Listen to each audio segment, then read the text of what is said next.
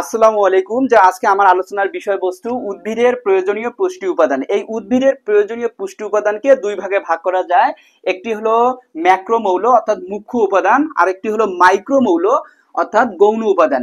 ম্যাক্রোমৌল, এই যে ছন্দটি রয়েছে এই ছন্দটি আপনারা মনে রাখবেন যে MgK কাফে ভালো চাপের জন্য। তাহলে MgK কাফে ভালো মনে রাখবেন, ভালোর ইংরেজি কি নাইস, আর সাপেরটা সফট মনে রাখবেন। তাহলে ছন্দটা এভাবে হবে যে MgK কাপে ভালো চাপের জন্য। তাহলে আমরা এখন দেখি এই যে Mgতে ম্যাগনেসিয়াম, তাহলে কি বললাম, Mgতে কি ম্যাগনেসিয়াম, আর কে তে পটাশিয়াম। আপনাদের বলে রাখি যে কে তে যে পটাশিয়াম, এই পটাশিয়াম হলো যে ইংরেজি নাম, কিন্তু এর ল্যাটিন নাম কেলিয়াম থেকে এই কে নেওয়া হয়েছে। আর Ca তে ক্যালসিয়াম।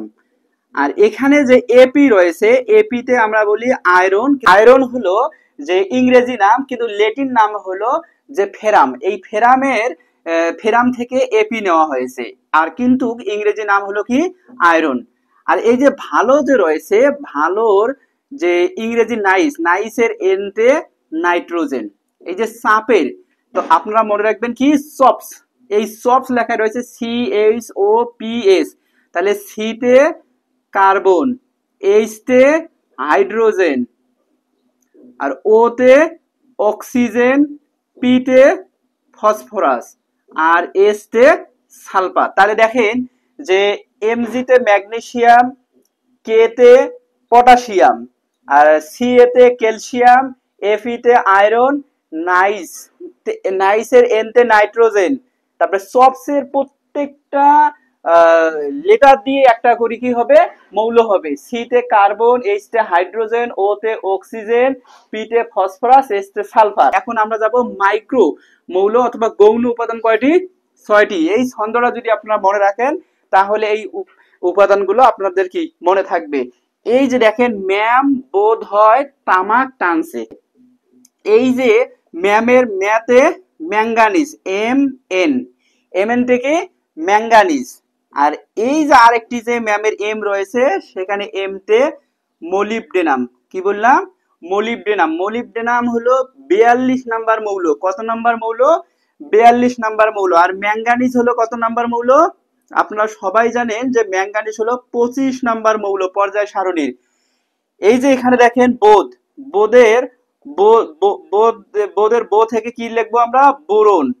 তো বোরন কি দ্বারা প্রকাশ করা হয়, বি দ্বারা প্রকাশ করা হয় বোরনকে। দ রয়েছে, এই দতে মনে রাখবেন দস্তা। দতে কি মনে রাখবেন, দস্তা।